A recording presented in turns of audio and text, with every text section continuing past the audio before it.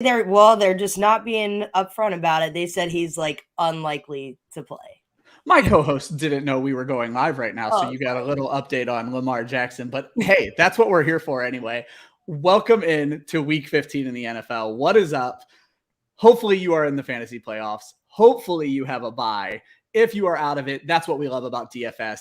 It's always here for us. And that's why Club Fantasy brings you a show every week, DFS and Chill, where I get to talk to two of the best in the industry about how to make you some money. And we crushed it last week, just putting it bluntly, with Travis Strickland. And I think we're going to have another great show today. So let's get into the talent, the reason you're actually here to talk to everybody right now. And I'm going to start with the director of Club Fantasy's DFS program, my DFS captain, Kyra Wiaterowski. Kyra, as always, how are you today? What's up, guys?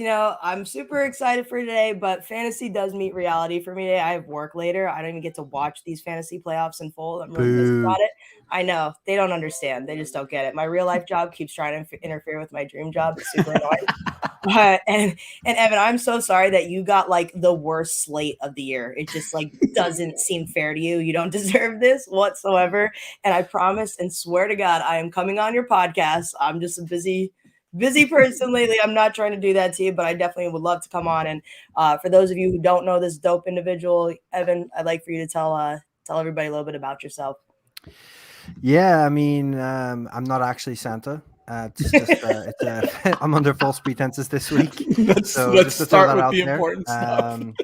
Yeah, I am in Belfast, Northern Ireland. I do some writing and ranking at Dynasty Nerds, and I have a podcast called Dynasty Debates. If anybody plays Dynasty or wants to get into Dynasty, give it a look. Kyra is going to come on the show at some point when she stops ignoring my messages and DMs. But lots of great, amazing guests on there every week. So can't wait to talk some DFS with you guys today. Absolutely. And if you're not following Evan on Twitter, I highly recommend it. Evan, we need to get you to add that to your thing in there. Maybe I'll do it later on when you guys are talking. But one of the best Twitter follows, so active on Twitter. You do such a great job with it. And I thoroughly enjoy following your stuff. Let's get some housekeeping out of the way. So first and foremost, this is going to focus on the DFS main slate. As you can tell, new date and time. We are Sundays at 11 now. With the real NFL playoffs coming up, we are going to continue to do shows, but the schedule is going to look different. I don't know what it is yet because we haven't talked about it, but when we know, you'll know. We'll get that all figured out. We have a couple weeks to get it done. As I mentioned, DFS main slate, I will answer redraft questions in the chat. If you ask a DFS question, I will kick it out to these guys so they can answer it because you don't want me answering those questions. But redraft questions, I'll take care of in the chat. Also, mention this every week. Twitter and StreamYard do not play well with each other. So if you're watching us on Twitter, first and foremost, thank you. But come over to our YouTube page if you have questions, because I will not see anything that you drop into the chat. I believe that's everything. Let's go ahead and jump into it. So we are going to start with quarterback, and we always give you some positive, some negative. And because I'm a jerk and like to put Kyra on the spot, we always start with the negative, and we call it chalk burn. These are players that are either going to be high dollars or high percentage rostered that we think may not do well this week. I am going to start with Kyra. Who you got? So this week chalk burn scared me bad, and I know you can see it in the show sheet, Ryan, when I listed all my players, but I think this week is going to be super chalky, and I don't think that the players are really going to do bad. So I went with actually Josh Allen, just because Josh Allen, he either gives us our all or his nothing. He's either the one who breaks the slate or he hurts us because of the price. This week, he's the most expensive guy over on DraftKings. And it's just an underwhelming matchup going up against Carolina. And last week he walked out of his last game in a walking boot. I don't really love that. We love Allen for his rushing ability, and I just don't see how we get excited about him for this game. If he was healthy, I wouldn't hate him because, good quarterbacks actually have done really, really good versus the Panthers. But I just don't see Carolina really making this a competitive game or just a fantasy point inspiring one because Buffalo's defense is really good. So for 8,100 on DraftKings, which I said is the most highly priced one on there, and 87 on FanDuel, he's the second highest price. I would much rather pay down for my value play or just get stupid cheap and punt this week. Yeah, I think that's a great call. Walking boot is never a great sign. And then, of course, we had all the wonderful Twitter rumors about where he's been out and about in the world and all that fun stuff. Wait, I missed it. Apparently he was catching Hamilton or something like that. I don't even know if any of this is true. It's all nonsense. Well, is what now it really comes I down just to. had the feeling, I guess, then. I knew he was doing something bad. There you go. And then Evan, you went another route, another mobile quarterback dealing with some injury issues. Yeah, exactly. It is, like Kyra alluded to, a seriously gross slate this week. So I feel bad like fading anybody. If like they're starting, I feel like you should start them. But I'm fading Lamar Jackson. He's just been beat up. He had an ankle injury last week. He's been touch and go all week, and they still haven't really come out and ruled him out or said that he's playing.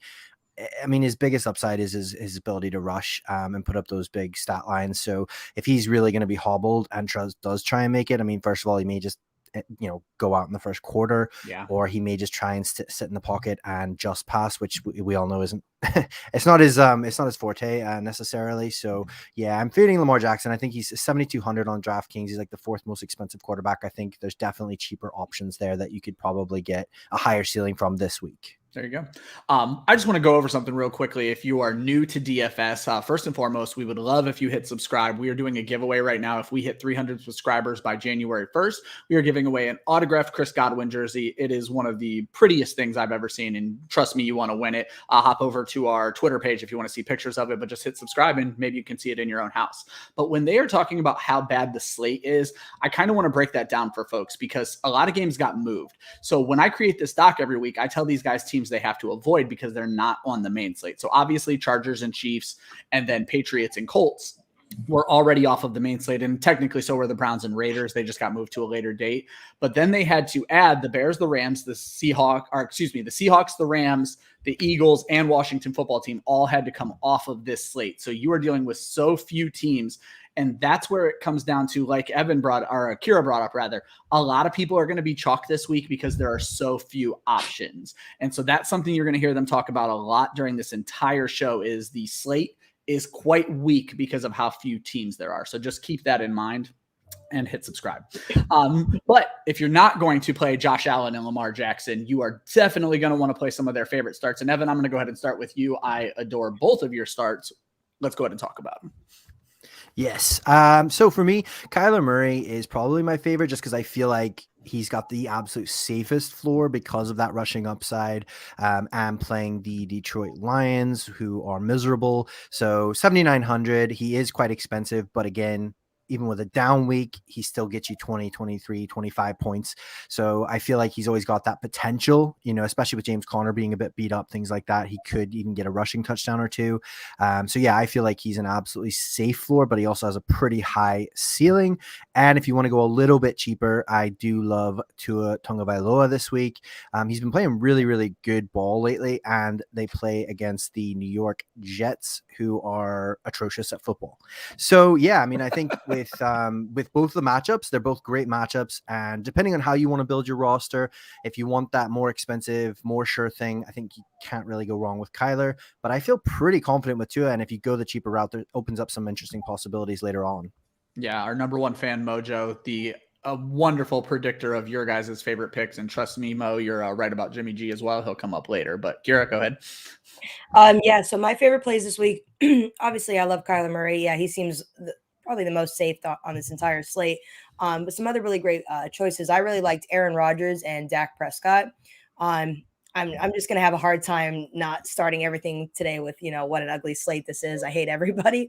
But okay, so we lose a lot of the big baller fantasy quarterbacks in this one. We don't have Patrick Mahomes. We don't have we just don't have a lot of people. We lost a great slate with the Eagles Washington game. We lost a great slate with Seattle and the Rams. I mean, we just lost a lot. It sucks. But let's stick with the guy who's been balling, and he's been playing at MVP level with Aaron Rodgers. His ownership is actually really low, and over the last 3 games, he's nearly put up almost 30 plus fantasy points in each contest, 300 yards in each game with at least 2 touchdowns. Twice it was 4 touchdowns. So Aaron Rodgers is just really feeling himself right now. And Baltimore is giving up the second most passing yards in the NFL and the most 20 plus yards passing plays in the league too. Ravens secondary, they're just really beat down and they're decimated at corner. So give me all the Aaron Rodgers stacks with Devontae Adams and MBS is a little sneak peek. Somebody I really love too. As for Dak, I know he's underwhelmed this season, especially over the last 2 weeks. He's been just extremely frustrating. He put up like 12 points, and that's just a huge yikes. No one likes that. He hasn't looked comfortable, and I get it. Believe me, I see it too. But the process is still there. You still have Zeke and Pollard all jacked up, and we're just seeing Dallas have to utilize the passing game more. Over the last 4 games, Dak has still thrown the ball over 40 times. So this is bound to regress to hopefully success, and especially with the great pass catchers they still have faith in them.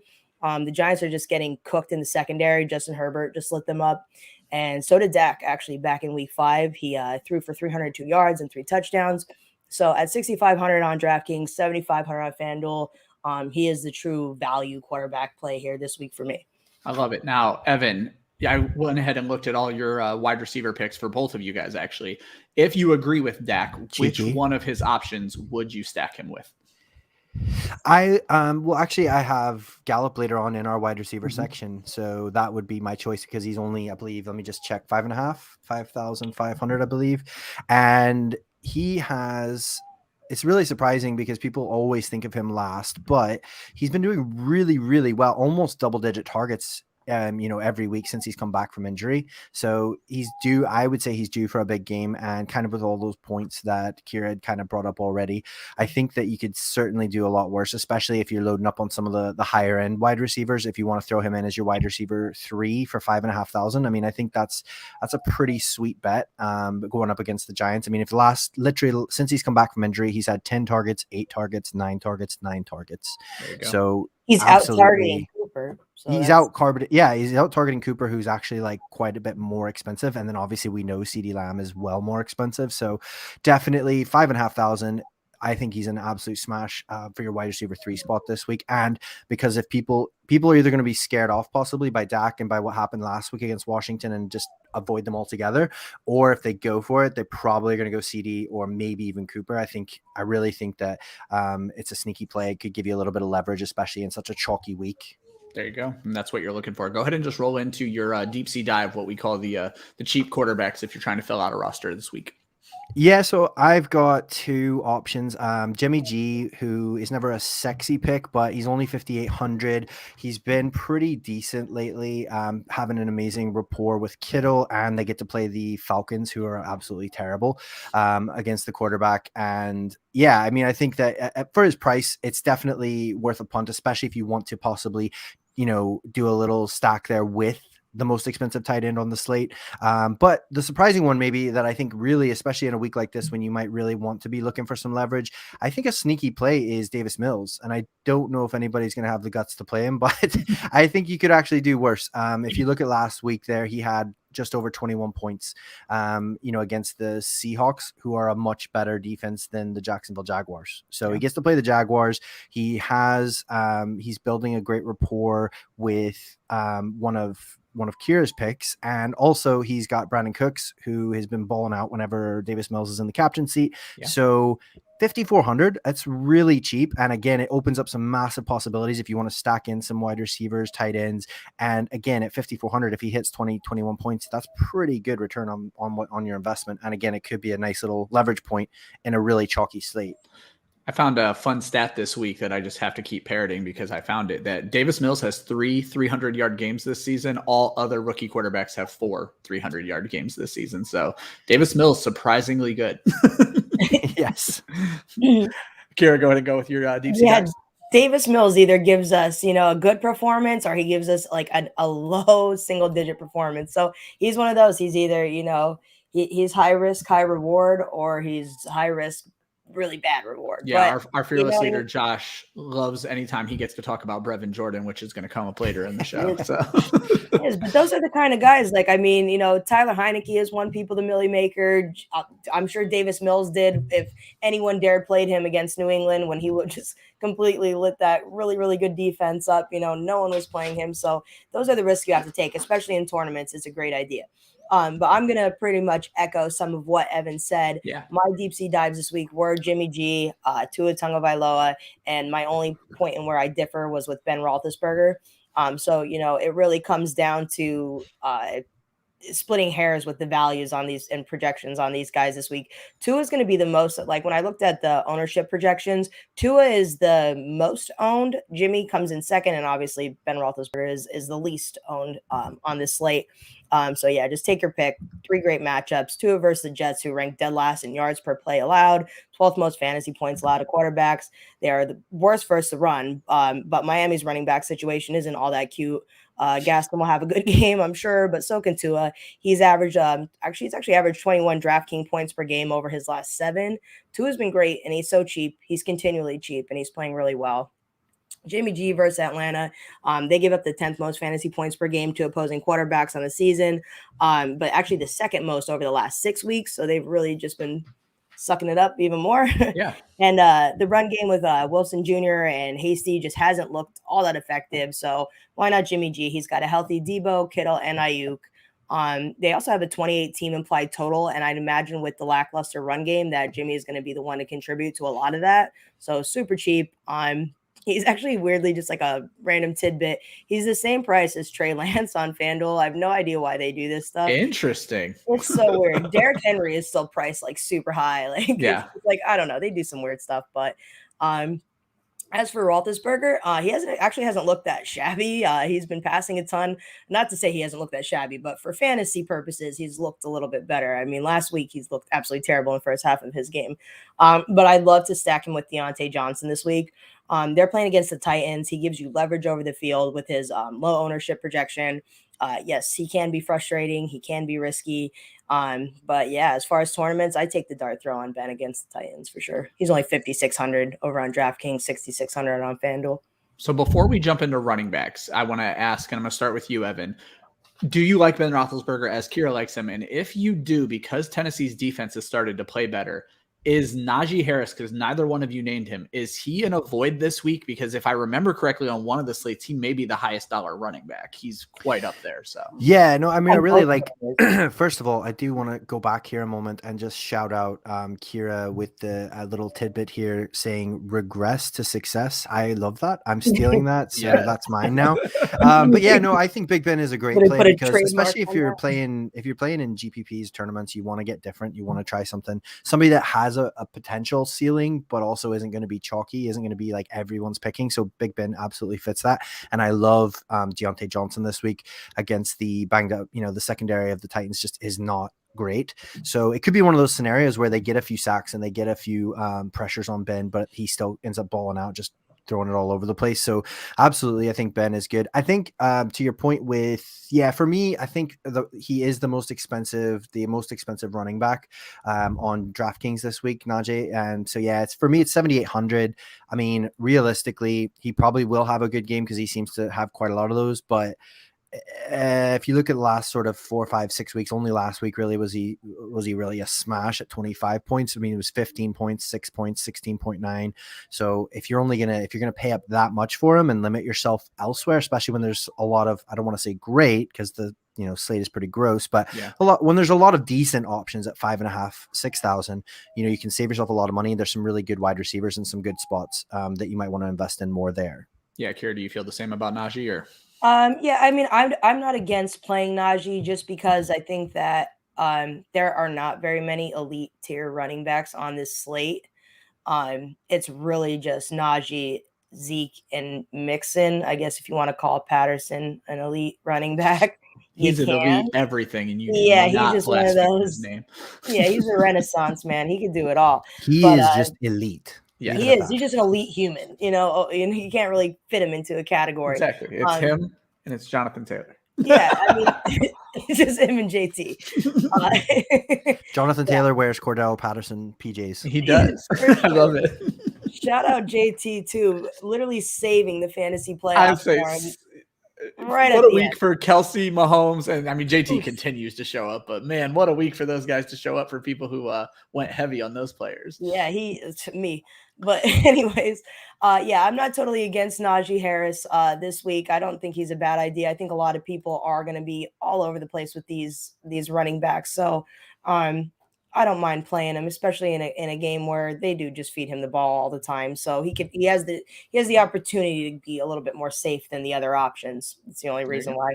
But we have some good options. I'll say let's recap quarterback and then we'll jump into the running back. Yeah. So you are avoiding Josh Allen and Lamar Jackson. You are playing Aaron Rodgers, Dak Prescott, Kyler Murray, Tua Tagovailoa. And if you're deep sea diving, you're adding Jimmy Garoppolo, Ben Roethlisberger, and Davis Mills to that list. So a lot of really good quarterback play. It's funny. Davis Mills.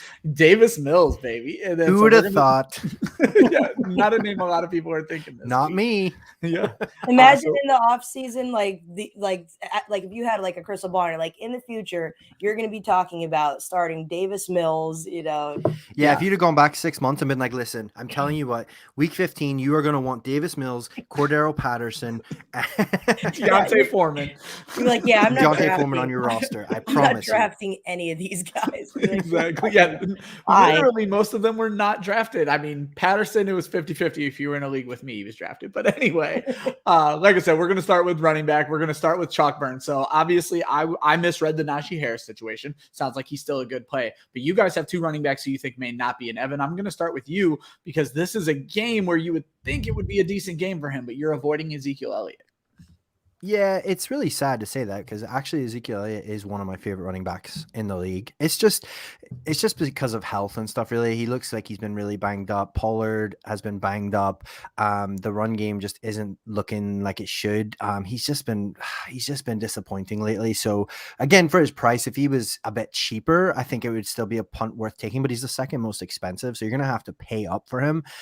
So 7,300 on DraftKings, and I don't feel like it's a smash success. I mean, to be fair, you never know with these guys, especially with someone as good as Zeke. He could always have a big week, especially if they get those long passes down near the red zone, and then they always tend to feed him the ball when they're inside the 5. But I mean, last couple of weeks he's got 9 points, 6.7, 16.9, 12.8. None of those are nothing close to slate breaking. Nothing slate breaking and nothing even exciting, really. That's not even good, even for cash, really. I mean, it's if you're spending that much money and you're barely doubling your points, it's just not good. So for me, he's an avoid. I wouldn't be playing him in DFS. I'll have to play him in a couple of my rosters in Dynasty, but I'm not choosing to play him in DFS if I don't have to. Sure. Yeah, I totally agree with that there. I mean, the only way he's saving your week, I feel like, is if he gets that goal line work and he saves you with some touchdowns. But if he's not scoring touchdowns, then forget it. I don't think he's getting it done on the ground. He very visibly looks not well, and last week they said he put on a knee brace for the first time he has all season. So they keep rolling him out there and it sucks. But they're in a position where they need to win games, so they need him out there. Unfortunately for us, he's still playing. So for fantasy football, we have to play him in regular redraft and dynasty. But for DFS, I'd rather stay away. Yeah. And I'd say you're staying away from somebody else too, right? Oh, yeah. I mean, this is a guy who's common for. Oh, she lost her mic. The fantasy gods. Exactly. Strike again. The ghost of Christmas past. They don't want to hear me say it because people hate to hear this, but exactly, you're being silenced. Yeah, your First Amendment literally rights are being violated. They just struck down on me, jerks. But it's going to be Aaron Jones, as per usual. Aaron Jones saved his fantasy day based on touchdowns alone. But he's losing work to AJ Dillon. Aaron Jones had 5 freaking carries last week to AJ Dillon's 15. Jones had 1 red zone carry to AJ Dillon's 5. Week before that, Jones had 10 carries, 1 in the red zone. AJ Dillon, 20 carries, 5 in the red zone. I know he's getting the touchdowns, and it looks different if you're just checking, your fantasy points. But he's just way too touchdown dependent to me to ever want to play him. So I'm not confident in having to depend on touchdowns every single week alone. I like the volume. I like more involvement in the game. I can't take that chance. So, he's technically the 5th highest price running back on DraftKings. But, Derrick Henry is weirdly in there. So I'm just going to skip over him and say he's the 5th highest price. But yeah, no thanks. I'll take the Packers passing game over Aaron Jones this week. Or, you could go for much cheaper and just take AJ Dillon, who's actually getting the volume, actually getting the work, which probably will come to fruition here at some point. So yeah, guessing the game script in that game is quite odd. I know Josh is actually on to fading Dillon this week. Mm-hmm. And we all know that Baltimore at this point is a funnel pass defense. They just are.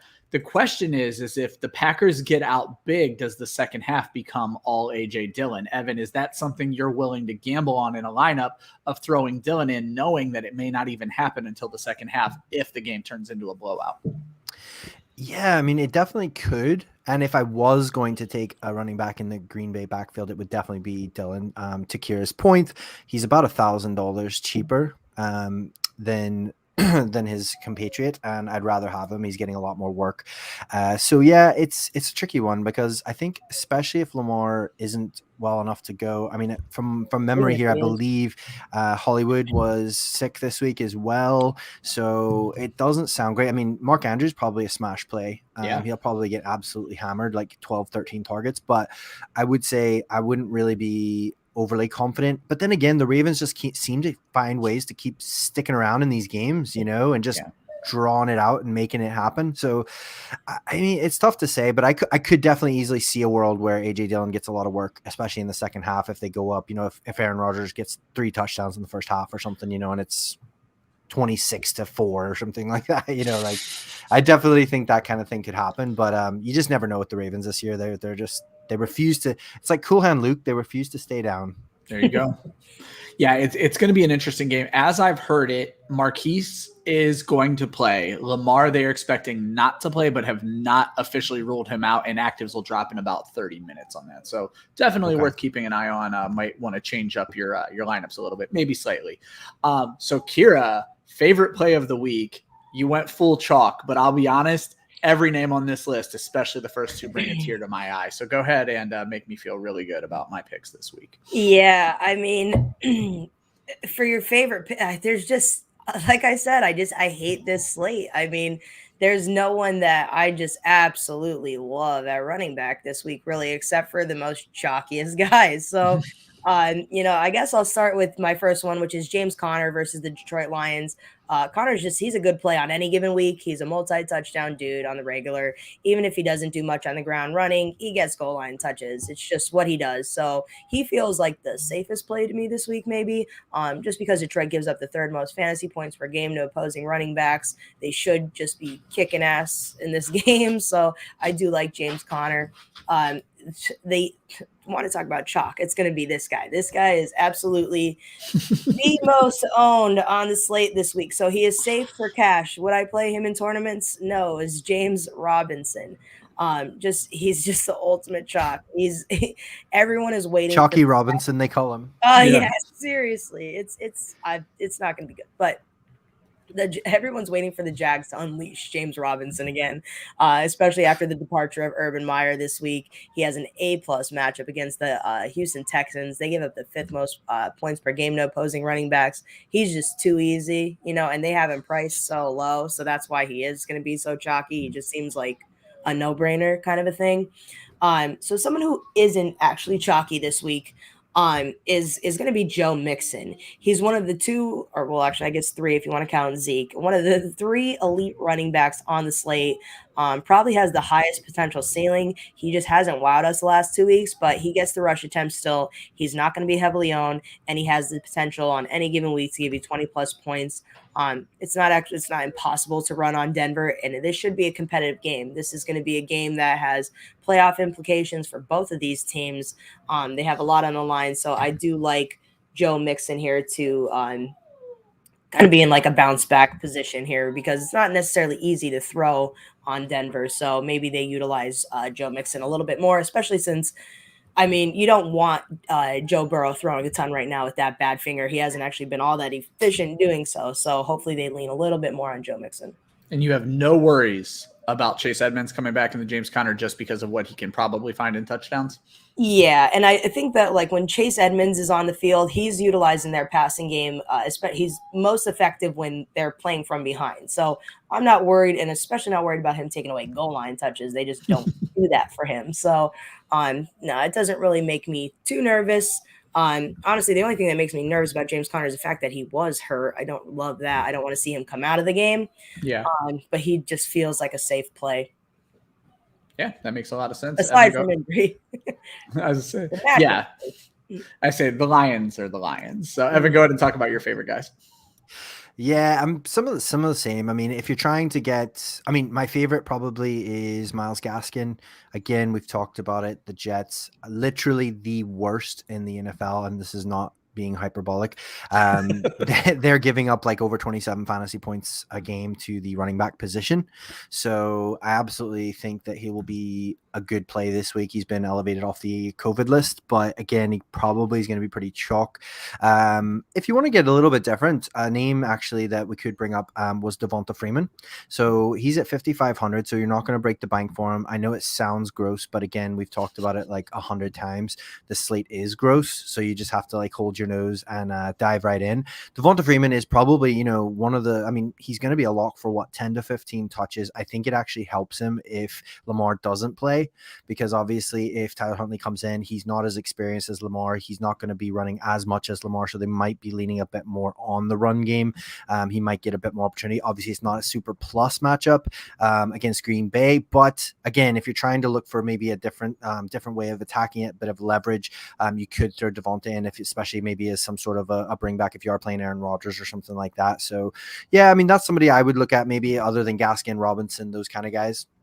Yeah, what I like about Freeman is he fits into both game scripts because they're just not giving the ball to Latavius Murray right now. So if they are staying competitive, they're going to run him to try to kill clock. But if they're down, people forget he's a hell of a pass catching running back, and that could be something that plays out well for him this week. All right, guys. I say, so, I mean, what's funny is the chalky guys or your favorite plays aren't all that expensive. So I'm asking you to dive even deeper. And so let's keep going. Evan, you have probably my favorite rookie running back, and he was a guy I've been preaching all season long, started to hit, gets hurt. So I'm going to go ahead and start with you, Evan. Talk to me about Michael Carter and then your other guy as well. Let's go. Michael Carter. Yeah. Shout out to Matt Dynasty FF. He absolutely loves Michael Carter. It's like he has like a man crush on Michael Carter. So awesome. Shout out him.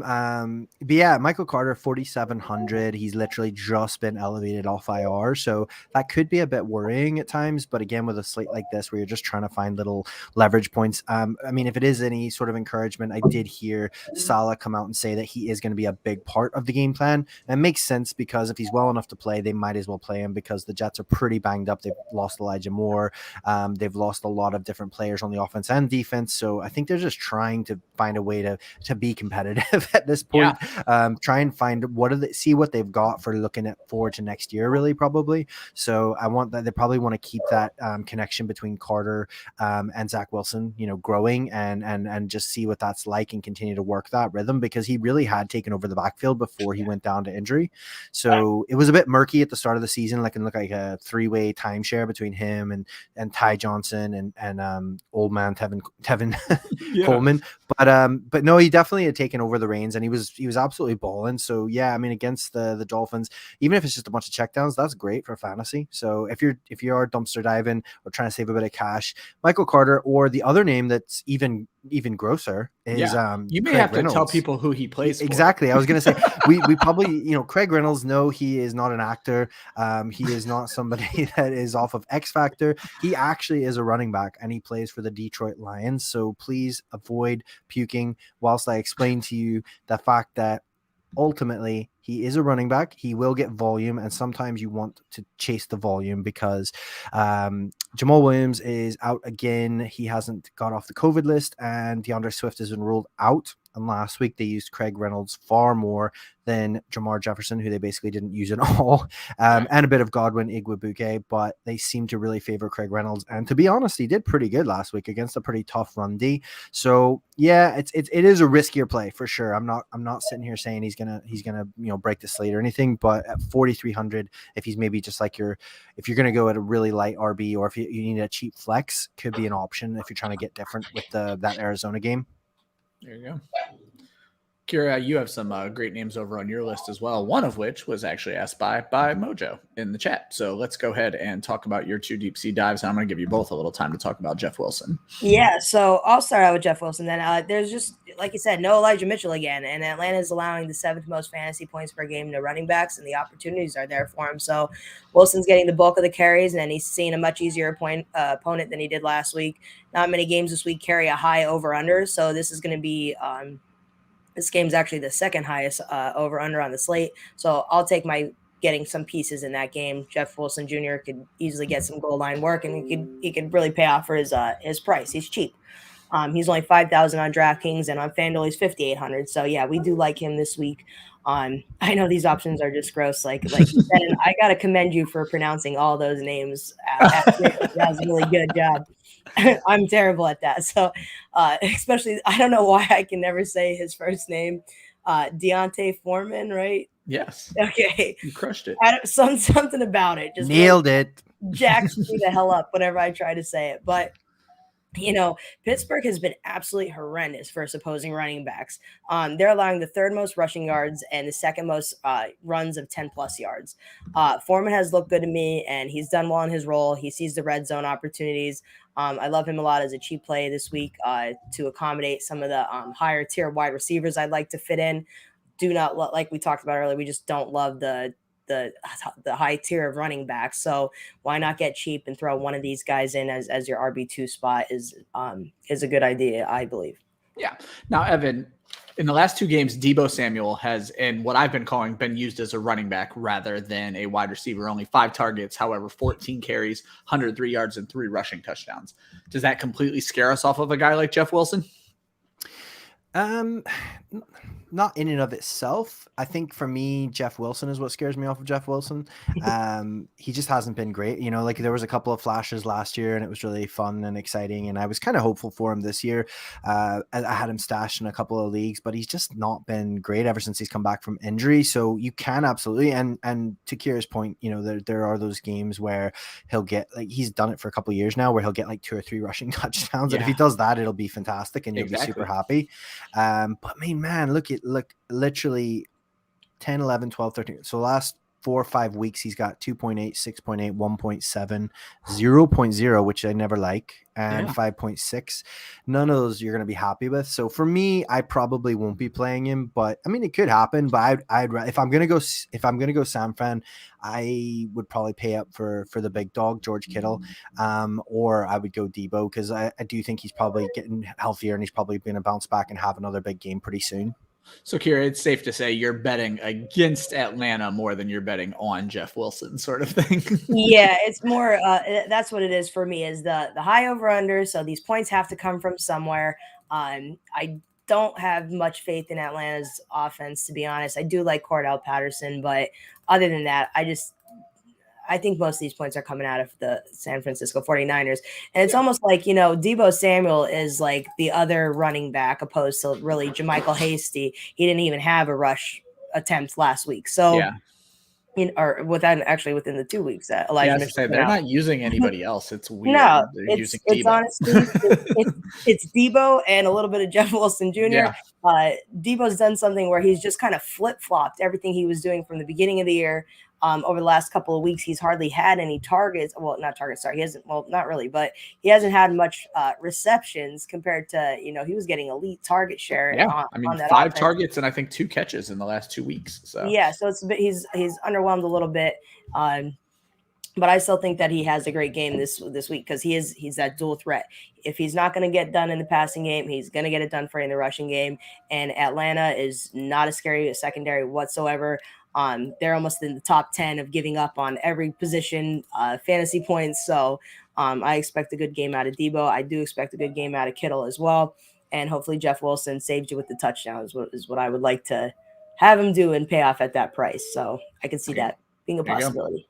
Let's recap running backs. You're avoiding Aaron Jones and Ezekiel Elliott. You are playing James Conner, James Robinson, Joe Mixon, Myles Gaskin, Devonta Freeman, D'Onta Foreman, Jeff Wilson Jr., Michael Carter, Craig Reynolds. Those last 4 are the guys who you're going to find towards the bottom of the list, but might be worth a play. We're going to jump over to wide receiver. You guys actually agree on the chalk burn this week, and I can't say I disagree with either one of you. I think this is going to come down to a usage thing. So, Kyra, go ahead and get us started on Stephon Diggs, and then Evan, you can chime in.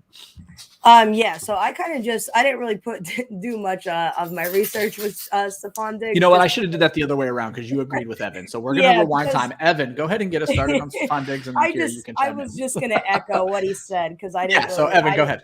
I didn't like the match. Yeah, I mean, I think it's just really a matter. I mean, I love Stephon Diggs, the talent. He's an amazing wide receiver. But it's just kind of what Kyra had alluded to earlier in the week. If Josh Allen's a little bit banged up, if he's not quite himself, that doesn't help things. But also, just looking at the price and the other options that are available, I think a lot of people will be drawn to his name and they'll probably go with him. But 7,700, I mean, his last few games, he's really only had the big massive game against the Jets, which we've already talked about ad nauseum, are terrible. So, I mean, he's 14, 9, 20, which is good, 18. So it's just, it doesn't feel like he's got that slate breaking upside. So for the price, I'd much rather have Deontay Johnson at $200 cheaper. Debo Samuel's a little bit more expensive, but again, I think he has higher upside possibly than Diggs. So for me, yeah, he's just like, if I have to, I mean, he's not a terrible play. I'm not saying, oh my gosh, you can't play Diggs, but for me, I'm probably looking elsewhere as far as like a potential projected outcome, projected ceiling. There's better use for that money, I think, is the best way Yeah. to put it. So. Yeah, well, when you're paying for those top, especially with the other top tier wide receivers having way better matchups, I don't think that Diggs has the slate breaking ability in his matchup to make it worth paying up for his price. And a lot of people, he's actually highly owned this week, which I find to be weird, but I think it's just because Josh Allen's been playing so well and people believe, they want to stack. It's going to happen. Yeah. I'd much rather Gabriel Davis in that game because he's been getting a lot of red zone looks, and I think that he's a good sleeper. I don't have him listed later. I was going to say neither one of you guys have him listed. He's a if I was favorite, so yeah, if I was playing, if I was going to attack that game, for me, it would be, well, we'll get to it in a minute, I suppose. Dawson Knox would probably be who I would attack it with, because I don't think he's getting a lot of love, but he actually is pretty crazy target share this year, and he's had a lot of red zone opportunities as well. So definitely always worth a shot if you're going to not pay up too much for tight end. All right, Kyra, if you're not, neither one of you are signing Diggs, let's be clear, but Kyra, go ahead and run through some of your favorite plays this week. Yeah, my absolute most favorite play this week, and I have him in every lineup, is Deontay Johnson. I do love a pillar of consistency. I know Josh is going to love that too. Yeah. But that's just what Deontay is. He averages 19.2 points on DraftKings per game, almost always sees double-digit targets. He actually sees the third most targets in the league, and the Titans give up the third most points per game to wide receivers. So, yeah, how could you not love him? Another name that I haven't really seen much of, and I could understand why, would be Jerry Jeudy. We're just waiting for the Jerry Jeudy breakout game, and I see potential in this one. Cincinnati has been susceptible to opposing slot wide receivers where Jerry Jeudy does all of his damage. I expect this game to be competitive, like I said, for both of the teams. Jeudy is still looking for his first touchdown, and he's leading the team in targets and receptions since he's came back. So let's go with some of that positive touchdown regression. We'd love to see that. And he's cheap on DraftKings and FanDuel, only $5,400 over on DK and $6,100 on FanDuel. Getting a little cheaper here. I like Amon-Ra St. Brown, the Sun God. I know you like him as well, Ryan. Oh, yeah. Yeah, he's a slot man. He's a 12-target guy over the last 2 weeks. He's becoming a reliable target for Jared Goff. You have no Swift in this game. You have no TJ Hawkinson, no Jamal Williams. Targets should only go up from here, given that information. We know Goff loves a good slot receiver, and Lord knows he will need him in this matchup versus a tough Cardinals team. They've hardly got any soft spots on their defense, but wide receivers have had some success against them. He's going to have low ownership, so I like Amon-Ra St. Brown this week. Perfect. Evan, go ahead and start with yours or talk about hers. Do what you want to do. Yeah, I'm annoyed at Kyra because she went in and stole Deontay Johnson off me because I love Deontay Johnson, but fair play to her getting in there first on the dock. But yeah, no, I absolutely agree with hers. And for me, I think I just don't get it. One of the most disrespected wide receivers week after week in DFS, in season long, and everywhere is Brandon Cooks. I mean, the dude just produces. He is an absolute baller.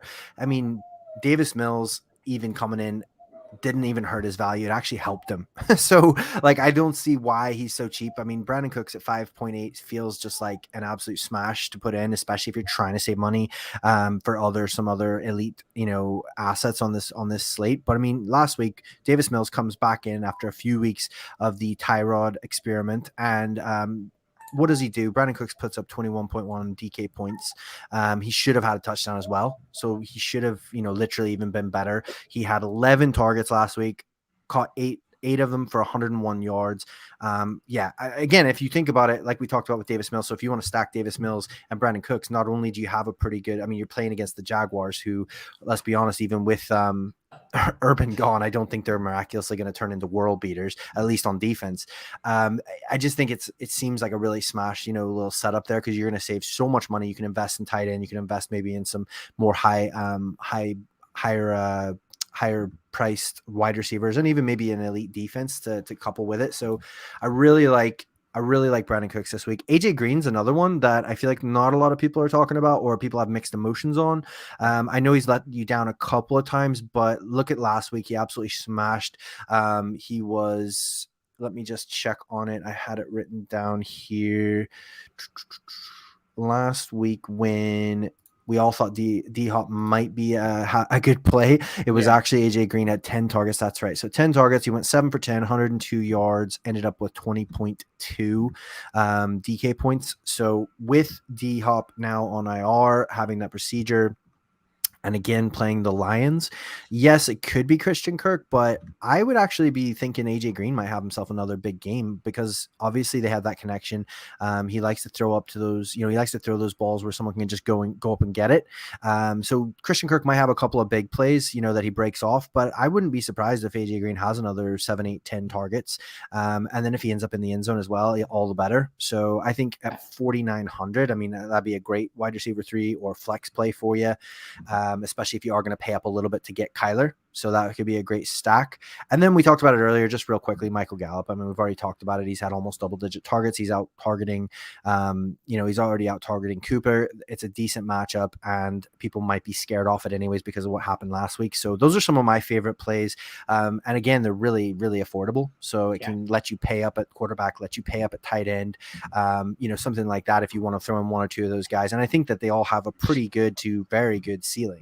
I was going to say, and speaking of affordable, I'm just going to roll us right into deep sea dive here. And with yours, Evan, your first 2 names are probably going to cause some rage amongst people who play a redraft, because these guys have disappointed people all season long, but you have to separate that in DFS sometimes. So absolutely. And I think that's the beauty of DFS, is that it can be almost cathartic, because like as much as it's hurt you and pained you and probably ruined you in your season long leagues, maybe you can get a bit of joy and win a bit of money off of these guys when they finally hit their form. So the first guy I want to talk about, if you're going to do a bit of dumpster diving at the wide receiver position, is Robbie Anderson.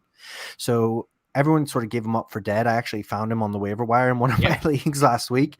I wrote an article saying to drop him a few weeks ago. So you're absolutely and it's right, understandable. So. He'd been absolutely horrific this week, but he comes out last week and has 12 targets, which I love.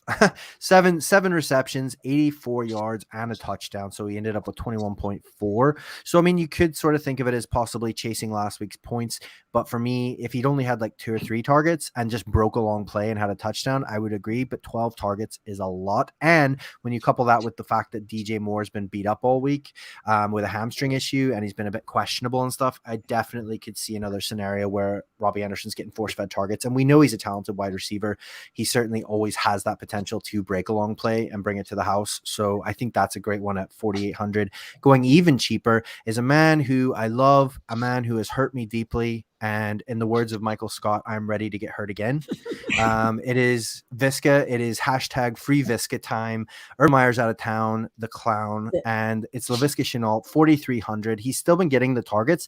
They've just been, it's been a decent sized chunk of a crap pie, shall we say, in Jacksonville. But now I'm hoping, with Urban out of town, I'm hoping against a horrific Houston Texans team that they just cut loose and just have a bit of fun and just play ball and maybe actually put their players in positions to succeed, which would be a novel idea in Jacksonville.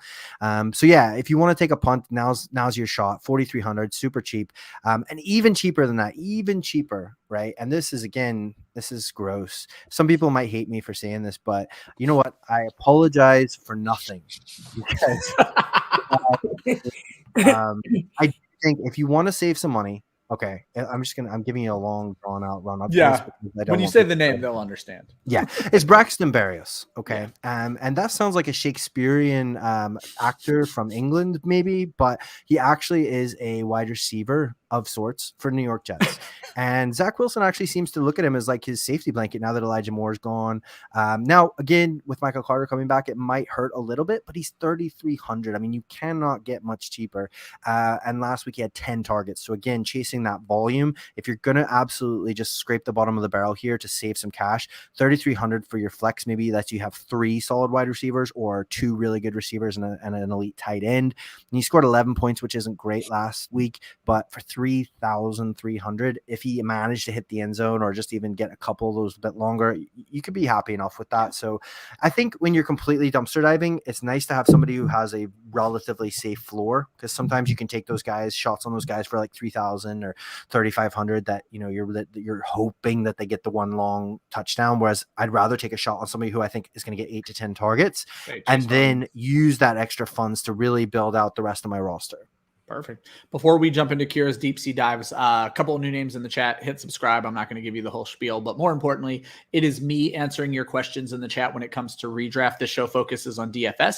If you have DFS questions, feel free to drop them in the chat, but I promise you I'm doing my research and I know what I'm saying when I'm answering your questions in the chat. Kyra, deep sea dives at wide receiver. Yeah, so I'm noticing the time, so I'm going to try to like kind of fly. Oh, I was going to yell at you guys after wide receivers. Just yeah, no, it's all good. Apologies, it's my fault. No, stop it. You guys, I'm going to be clear. It's both of your fault. You guys have 800 names in here, but they're all such good names, and I want to give you guys time to talk about them. So just prefacing, I will be running through the defenses at the end. These guys will be giving you everything else. But Kyra, take your time on your wide receivers. The wide receivers and tight ends are important. So. Yeah, for sure. And since this slate was so bad, I wanted to give a couple options because there was no very clear ones.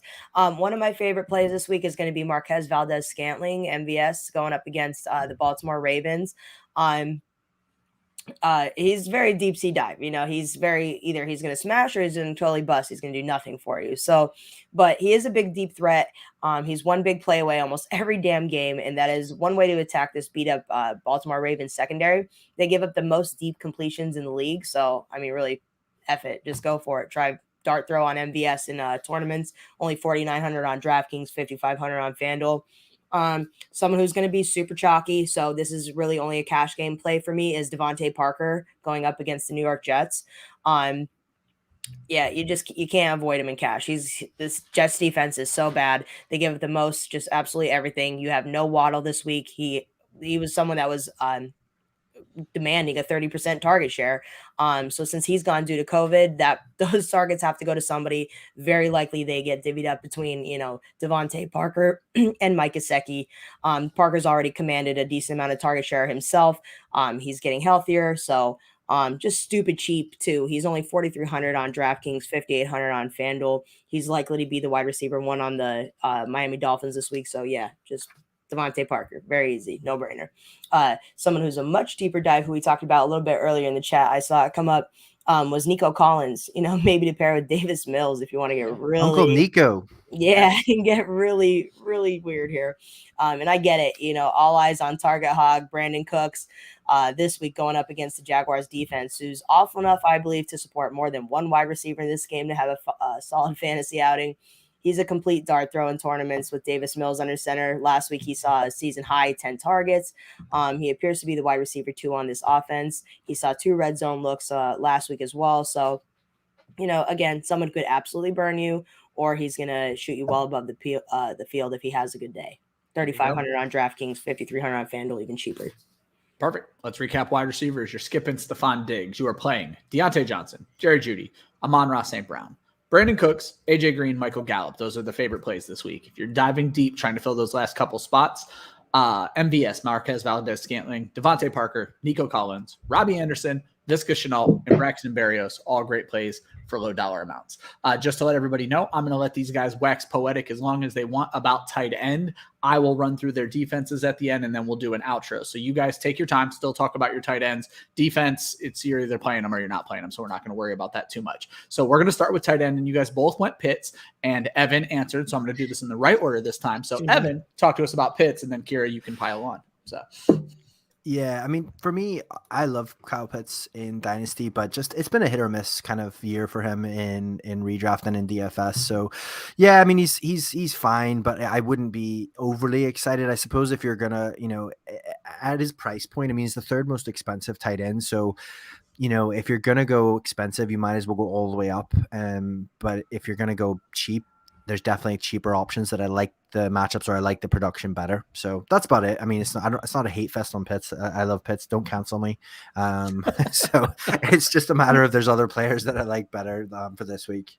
Yeah, and according to Fantasy Pros, the 49ers are allowing the least points to fantasy tight ends. So I'm no mathematician, but that doesn't sound great. No, it's not very good opportunity, So yeah, I'm completely off Pitts myself this week. He's my high dollar chalk burn. Perfect. Now, Kyra, you said, is it possible to not even have a favorite tight end in this slot? Rude. Slate. Exactly. Yeah. First of all, Evan, you hit on all three of my favorites, but Kyra, you actually went, Thank you. You guys agree on one name. So let's talk about Mark Andrews a little bit, Kyra, and then we'll jump over to Evan and you can chime in there. So yeah. Tight ends are people too, Kyra. Yeah, it's not good. I barely have a favorite play at tight end this week. It's really, the slate just looks like a stockpile of really underwhelming tight ends and shitty matchups. So I just hate it. See, I love tight end. I know. I am so against that. Cancel Kyra. Hashtag cancel Kyra. Yeah, cancel me. I hate it. I don't think tight ends are going to have a good week. But yeah, so you have Kittle price high as hell. Or you can play Mr. Tight End 1 going into this week, maybe not after Travis Kelce's massive performance, is Mark Andrews. His role seems safe even without Lamar Jackson. His matchup, again, not the world's best, going up against Green Bay. Their defense is really good, but I think he's worth paying up for. Tyler Huntley targeted Andrews the most last week. I'm pretty sure that he's going to need him in this game. So I think that he's just the safest play on the slate. 6,400 on DraftKings, 7,400 on FanDuel. If I'm not going Mark Andrews, I want to pay a little bit. I want to get a little bit of value. I guess I'll go Mike Gesicki. Don't love him to death, but he does have a good matchup versus the Jets, who give up the 6th most fantasy points per game to opposing tight ends. And without Waddle, like I said, obviously these targets, they're going somewhere. There to be had. So 5,000 on DraftKings and 6,200 on FanDuel. Give me Mike Gesicki. All right. So Evan, obviously you're going to talk up Mike Gesicki, and I love it. Kyra, why don't you like him? Like you're saying you don't like, to me, this feels like a smash play. I don't make me understand. Yeah. This personal. Did he insult she your likes mother? Gesicki. She talks him up most weeks. Your mother, I'm shocked. I talk about him all the time. I love Penn State. Like Penn State fan. Yeah. Like I'm going to be honest. When I skimmed the document right before the show starts, and I saw that, and I'm like, and you kind of like threw him on there, and I'm like, I would have put money that you would have had him as your guy. I just threw don't him on there understand. like disappointingly. Yeah, like you were disgusted to do so, and I'm not gonna lie. And if anyone's going up against me in head-to-heads, he's my tight end in head-to-heads this week. Yeah, so. I don't know. I guess he's just really, to me, he's been underwhelming the last 6 weeks. He hasn't scored a touchdown since week 7 versus Atlanta. So since Tua is back in the lineup, I mean, he just really hasn't done anything that's wowed me for me to be like, oh my God, this is a smash. I love him. This is a huge game for him. It could be. It very well could be. And I could just be like being like a brat right now about it. So, yeah. I mean, I'm playing my issue is too, and especially in cash games, I'm playing so much Devante Parker that I prefer him. So I'm not trying to stack biased. Really. There you go. Yeah, I guess that's why, really. Okay, I'll take it. I'll accept that as an answer. Yeah. Evan, tell her why she's wrong and throw in a couple of other guys. Three words: New York Jets.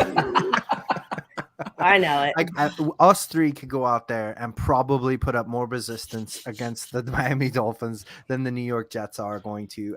So absolutely, I think Gesicki is a fine play. I think he's good, especially with Waddle out. Mike Gesicki, let's be honest, he's not really a tight end. He's a wide receiver that they call a tight end. So he runs so many routes out of the slot there. So I think he will definitely get 6, 7, 8 targets at least. Dawson Knox, another good one, I think. If you want to attack that Carolina game, I think he's been really surprising this year, but at this point you just have to accept that he is what he is. He's got a good chance at giving you great returns. I mean, he had literally 19 points last week, down week the week before, but then 18.2, 14. So absolutely could be a good shout, and he's not too expensive. But I actually do think, I mean, Mark Andrews seems like an absolute smash. I think if you're going to pay up for tight end, Mark Andrews is great. But I think George Kittle, I mean, it sounds crazy to say, but with some of those bargains that we've talked about, if you're going to put disgusting Braxton Barrios in your slot position for 3,300 and get his 10 targets, you can certainly save a bit of cash and jump up and get Kittlemeister there, because dude has been snatching souls the last couple of weeks, destroying teams and single-handedly lifting you to the playoffs. He's on an absolute tear, and if you're going to couple him with Jimmy G, who is cheap in and of himself, you could definitely be getting a bit of leverage there, because I think he's priced up so high it is going to scare off a lot of people. A lot of people don't like paying up for tight ends, so absolutely, it's NBA Jam rules. He's on fire. This is going to be the third week in a row. He had a 40% target share 2 weeks ago, and like a 36% share last week, and that is insane for anybody, let alone a tight end.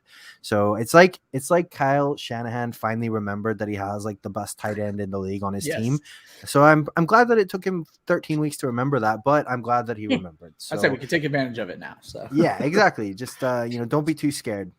Kyra, you do like some cheap tight ends, and I love all three of the names you guys have given here today. So let's go ahead and talk about those cheap boys. And Mojo, of course, agrees with us on Gesicki, and he hit on the cheap tight ends as well. Absolutely. So. Yeah, they're awful names to mention, but this is just where we're at this week, people. My punt plays this week are going to be the most negative I have ever seen you, Kyra.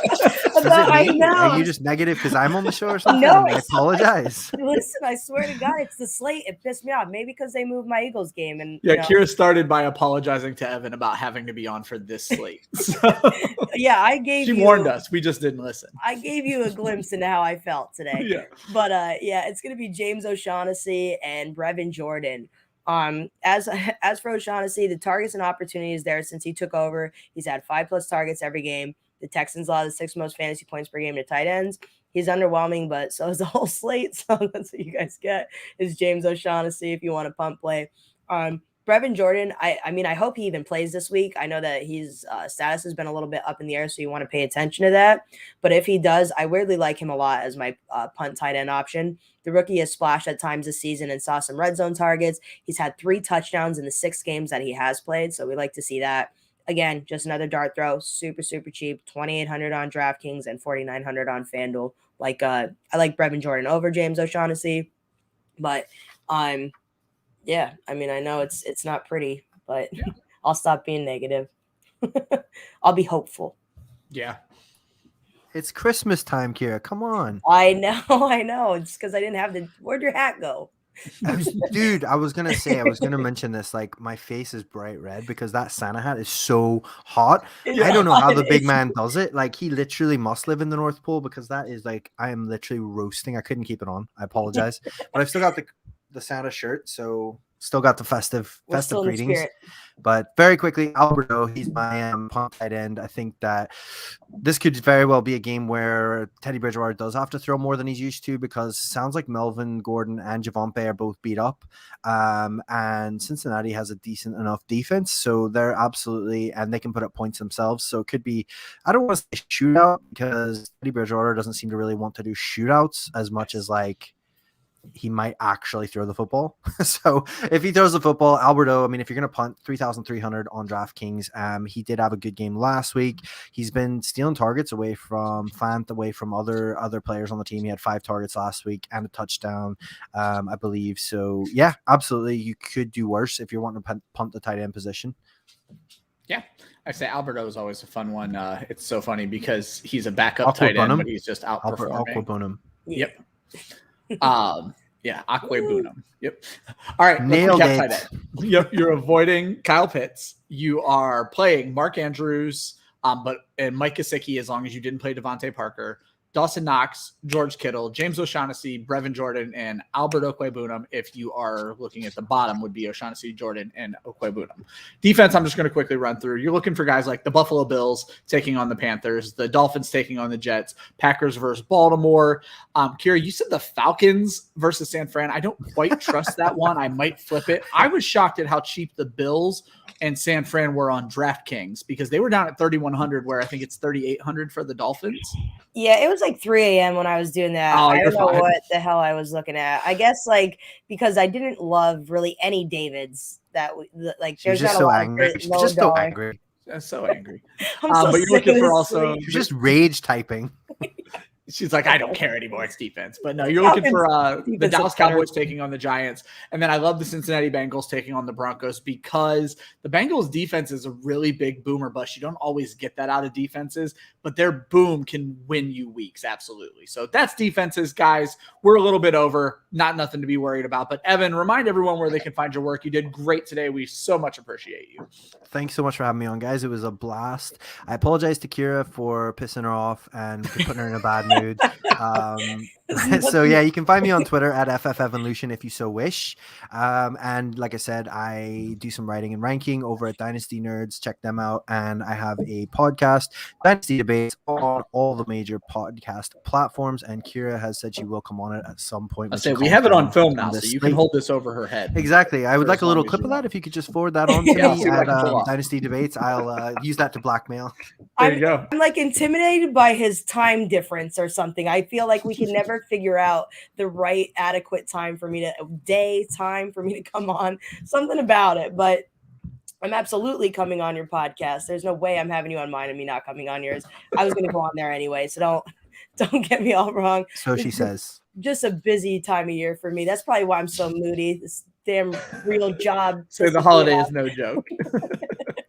Merry Christmas. Yeah. Oh yeah. Merry Christmas, everybody. Happy holidays. There's Kyra's parting words. Check our website for articles. Subscribe to the YouTube channel, especially so you can see this content every week and win that Godwin jersey. If you still need more DFS help, hop over to the IBT Media page. They have their DFS tailgate show with Nate and Bo going on. Just started about 5 minutes ago, so they're ready to help you over there. I think we did a great job. I think we're going to win you guys some money this week. Good luck and have fun.